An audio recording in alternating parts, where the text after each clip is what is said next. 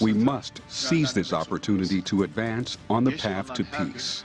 Every day we are late causes more lives to be lost. Russia and Ukraine hold their first direct peace talks in 3 years. What was accomplished? Hello, I'm Arnold Naidu, and this is The Heat.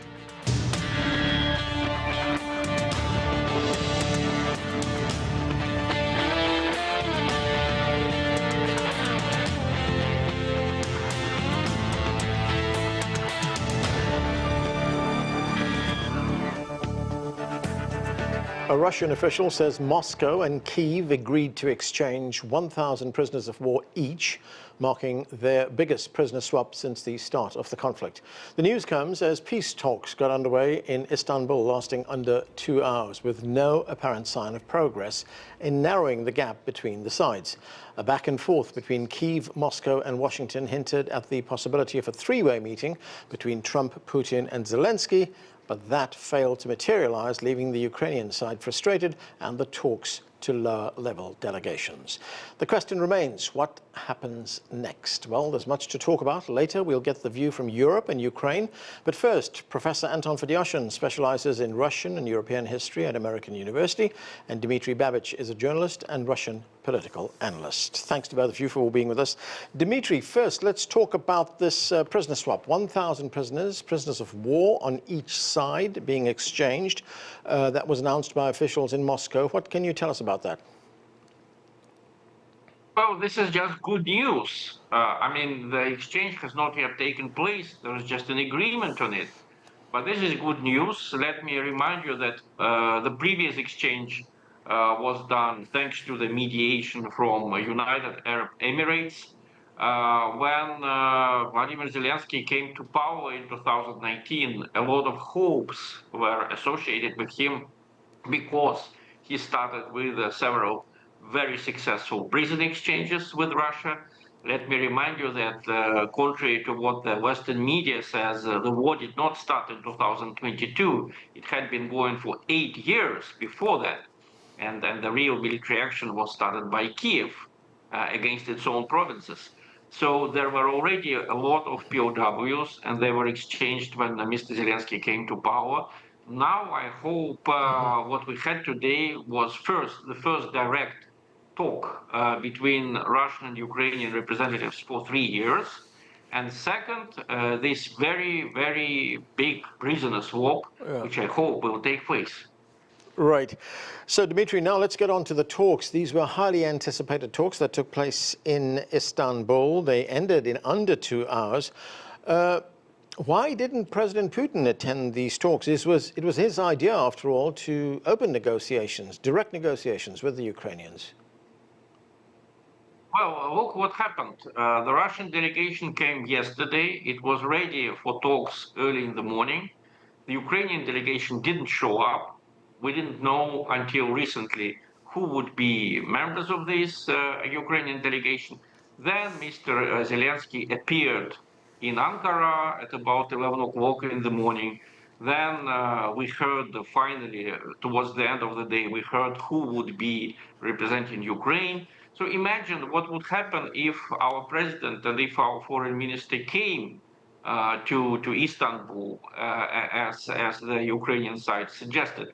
They would be humiliated. They would be kept waiting, and this is wrong. You know, Russia cannot allow this to happen. Not because our officials are so proud, but in the wartime, humiliation of diplomats is tantamount to a defeat on the battlefield. Right. So I myself, I would prefer more important officials to represent Russia. But just imagine if our foreign minister Lavrov came and if he had to wait for the whole day and the whole night in another country, in a strange city, just expecting what Mr. Zelenskyy would kindly agree to suggest as interlocutors for him. Okay. So the real meeting, the real summit between the Russian president and the head of state of another country, it has to be prepared in advance. It's not it doesn't happen ad hoc.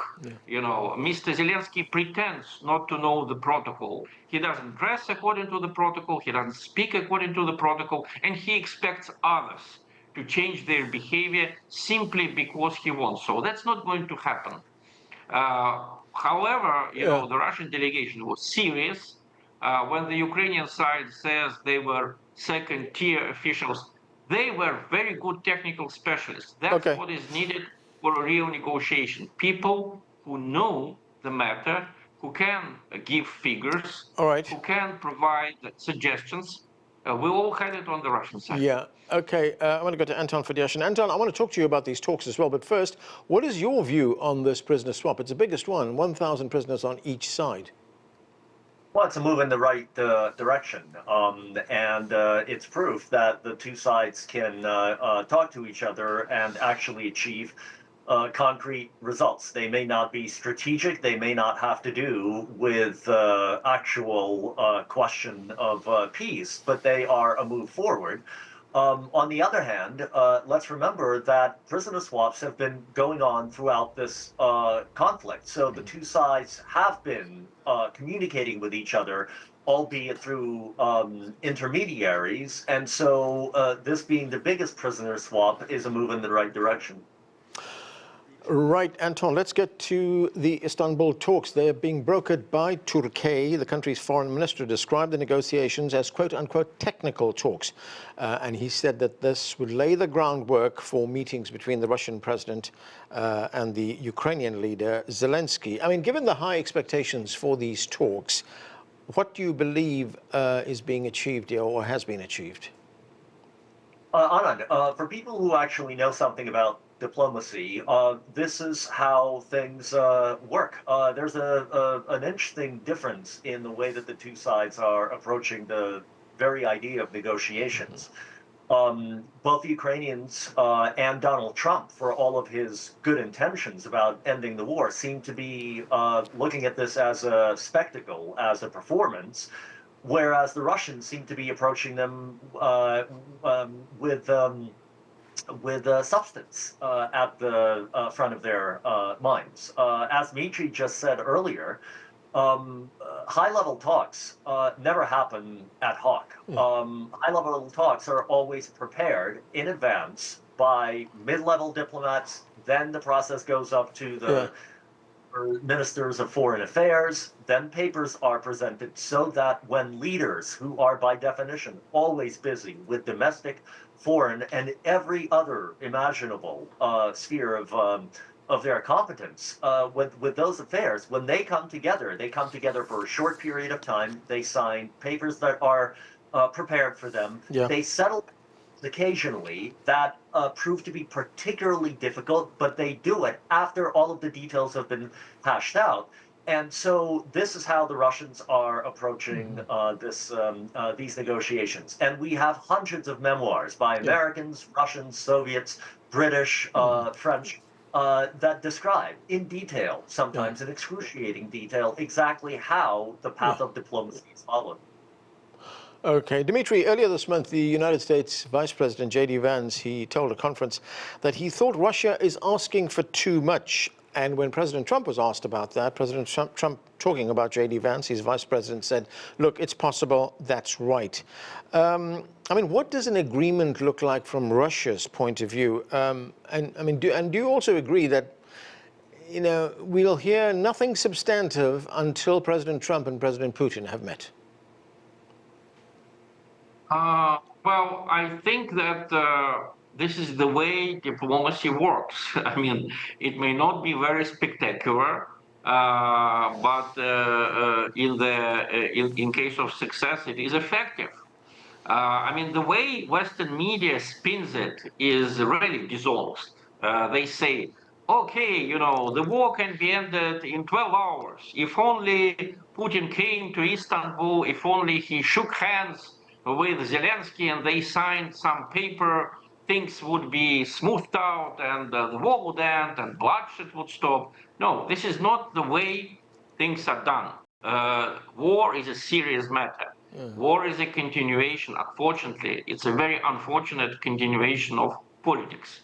we were led into this trap not only by our conflict with Ukraine, but by the Western policy since the mid-90s when NATO started to expand, and instead of interpreting what happened in the end of the 80s as reconciliation, the West viewed it as its victory in the Cold War, and the West wanted us to face the consequences of our defeat.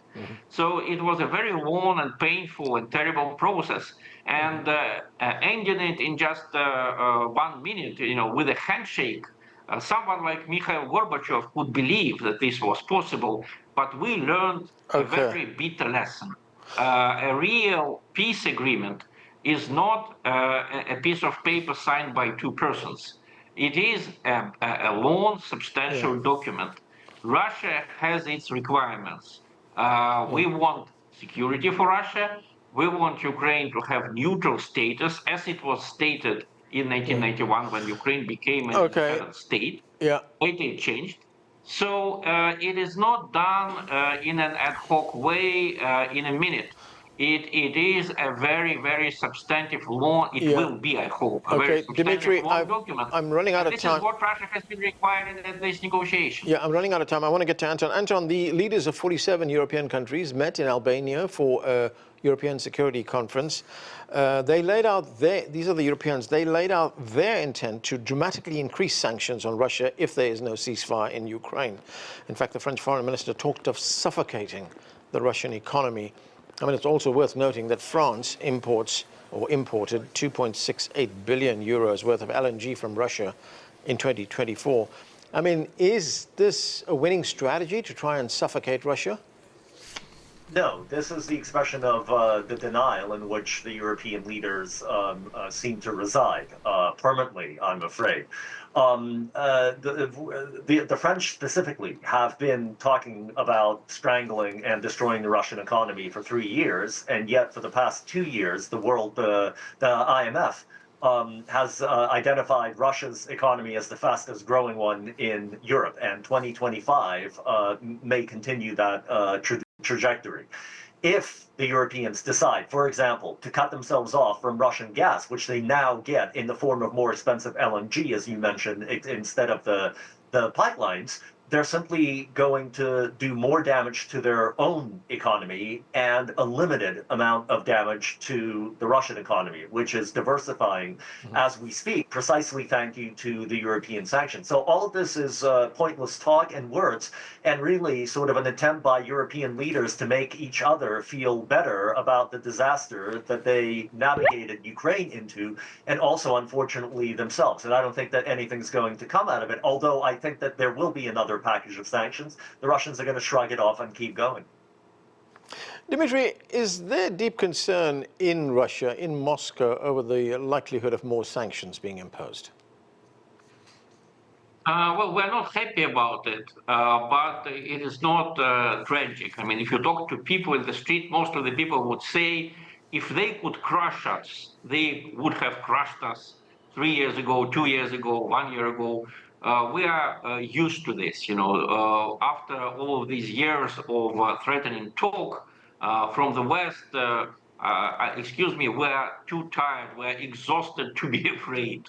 So it's not going to work, and not only Russians know that. A few European analysts have been quoted in European press saying that this is an act of desperation. I quote Roman Pope, an expert from Switzerland who gave an interview to Berliner Zeitung. This is an act of desperation from the side of the European Union. There was a very good suggestion at the talks yesterday by the American side. They proposed to restart the work of Russia-NATO Council. That is a good suggestion. That may work, because right now there is almost no connection between Russia and the European Union. So we could reach some agreement via NATO-Russia Council. But again, that has to be worked out in detail. It's not going to be done at home. Okay, Dmitry Babich, Anton Fedyashin, thanks to both of you for being with us.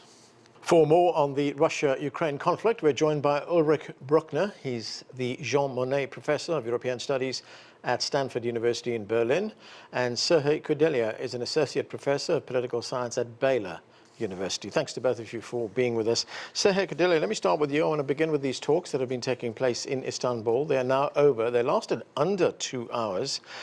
President Putin suggested Turkey as a venue for these talks, but he was not there. I mean, what do you make of what's happened so far? The Turkish foreign minister described these negotiations as technical talks. So what are the prospects for a negotiated settlement with this very nascent start?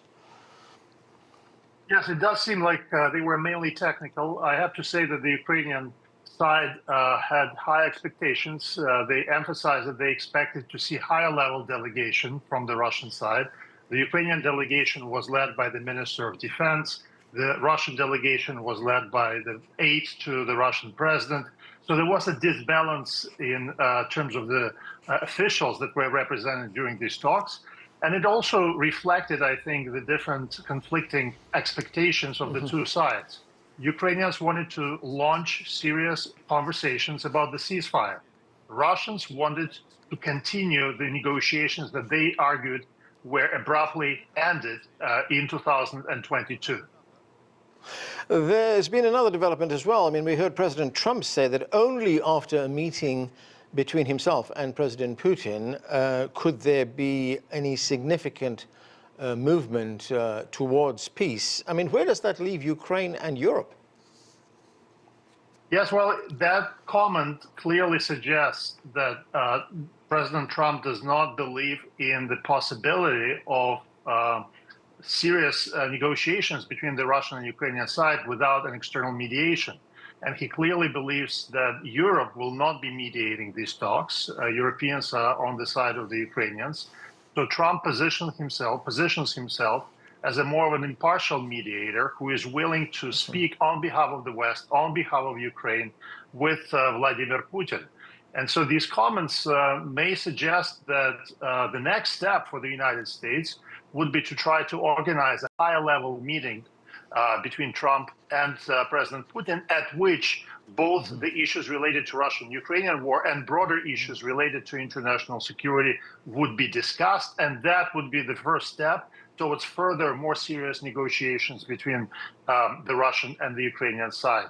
For the Ukrainians, this is a matter of concern because these types of talks would clearly exclude the Ukrainian side, and they would not be able to influence the process of negotiations or the matters, the issues in any direct manner. Ulrich, Brückner, let's look at some of the proposals from the United States which have already been made public. I mean, the United States, according to Axios newspaper, says that it will call for it will officially recognize Crimea as being part of Russia, and there would be unofficial recognition of the occupied 4 provinces in the east. Now, last month, the Ukrainians and the Europeans, they pushed back against this on these US proposals on how to end the conflict, and they made some counter-proposals, and those counter-proposals range from the question of territory as well as sanctions. So, looking at the situation right now, where do you see it heading? Well, when we look back to a situation in which Europeans were completely excluded and Zelenskyy was treated as if he started the war, this was literally what Trump said.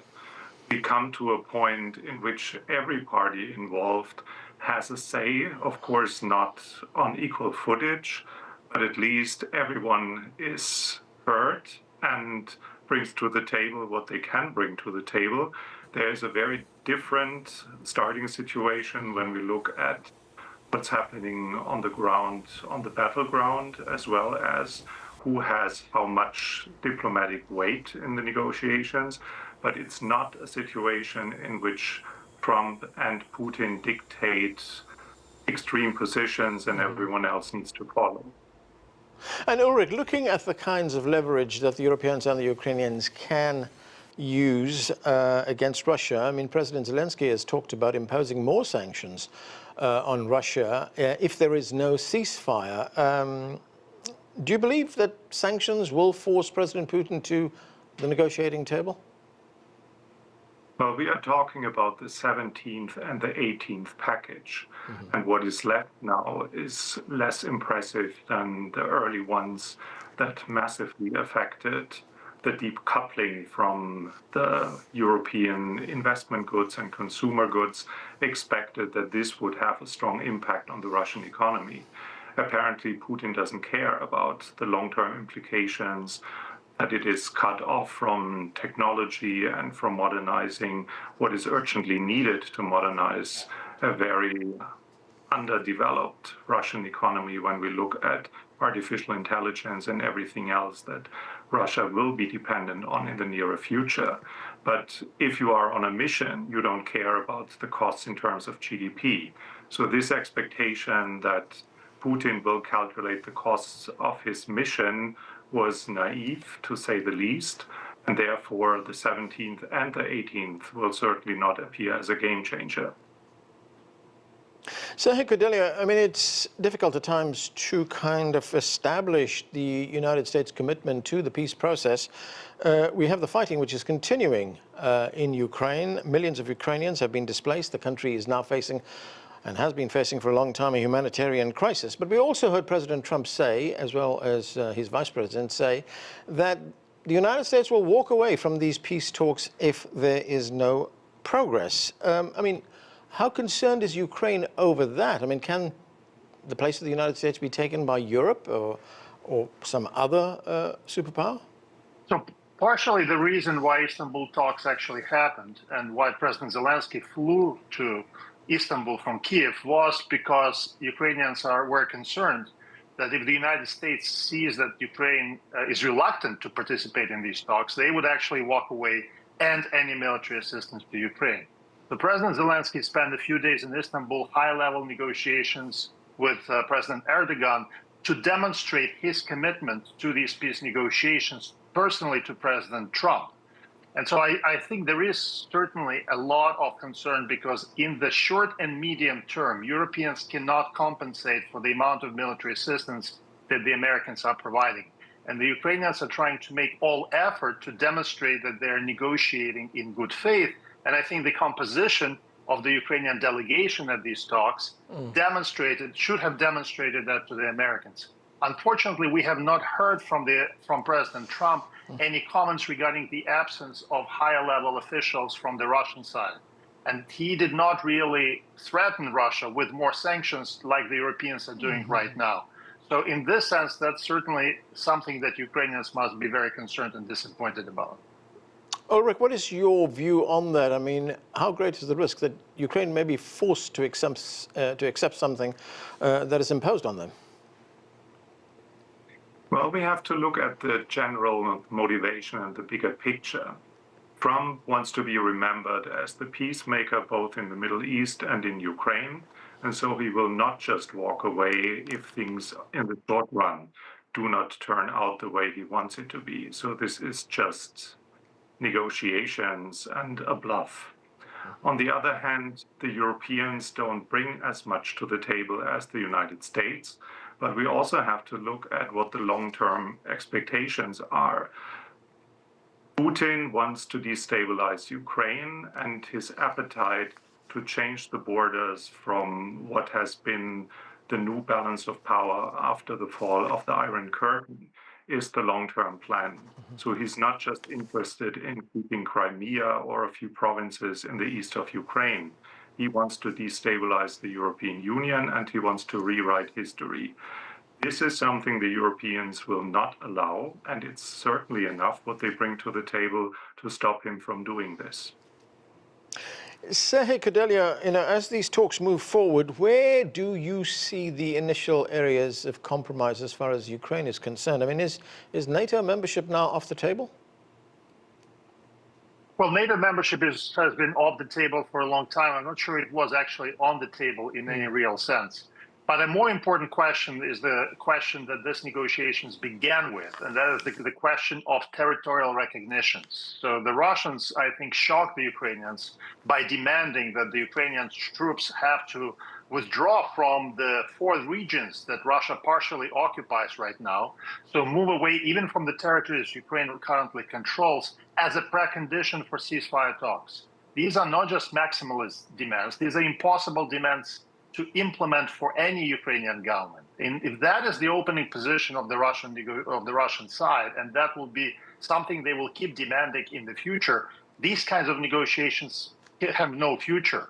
So we expect that there would be some, or Ukrainian side expects that there can be some change or shift in the Russian negotiation position where it become much more reasonable in terms of the contact line for the future ceasefire talks.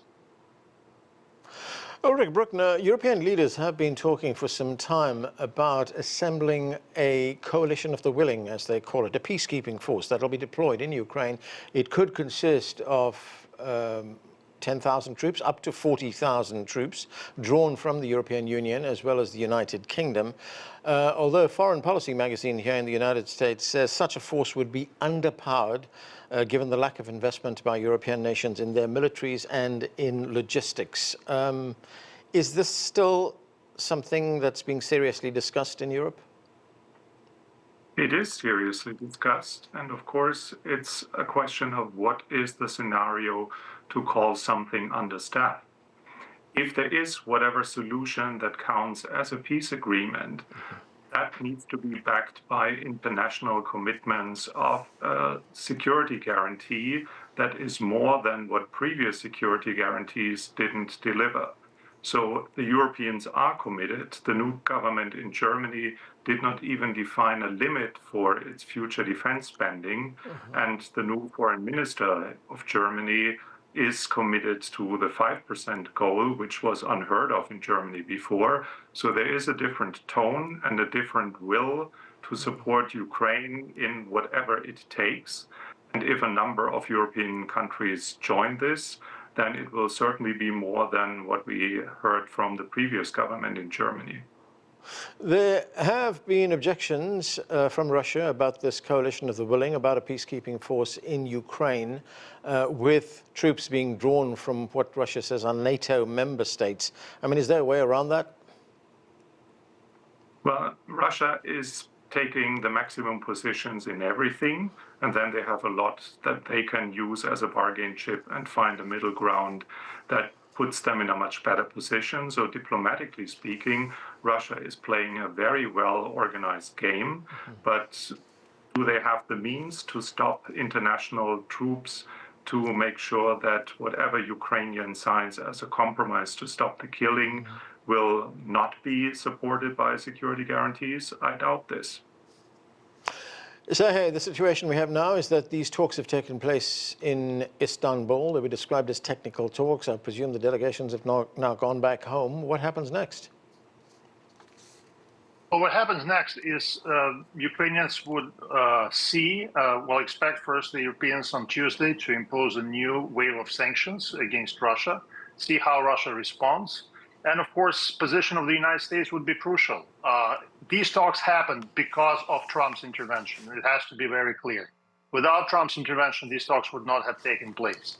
So really, now the ball is very much in Washington's, on Washington's side, and they have to set up a new framework in which these sides are going to negotiate, whether it's going to be with direct US participation and European participation, or America will have to talk to the Russians first, and then to Ukrainians. That's something that the United States would have to be deciding. Okay, that's where we are going to have to leave it. Sergei Kodelia, Ulrich Brückner, thanks to both of you for being with us. And that is it for this edition of The Heat. I'm Anand Naidu in Washington.